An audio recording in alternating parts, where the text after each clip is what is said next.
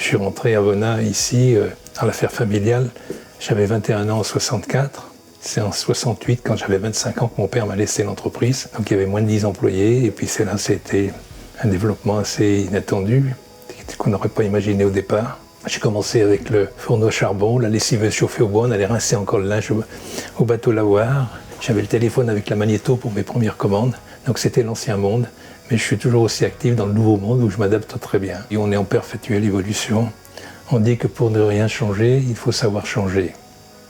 Le guide Michelin est né en 1900.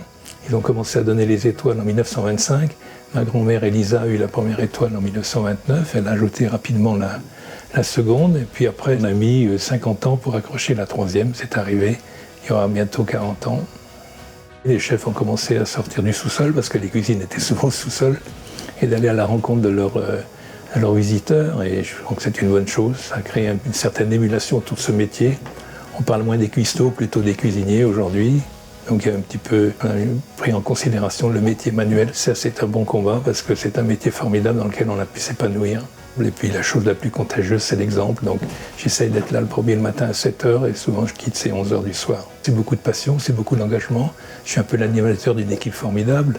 Il y avait moins de 10 employés quand j'ai commencé. Aujourd'hui, c'est presque 400 personnes, un certain nombre d'établissements. Et puis ce village qui s'est développé au fil des années, ça a pris quand même un demi-siècle. Aujourd'hui, il vient des centaines de personnes à Vona chaque jour. Quand j'aurai plus ni la force ni l'envie, je m'arrêterai forcément. Mais pour le moment, j'ai toujours le même engagement passionné.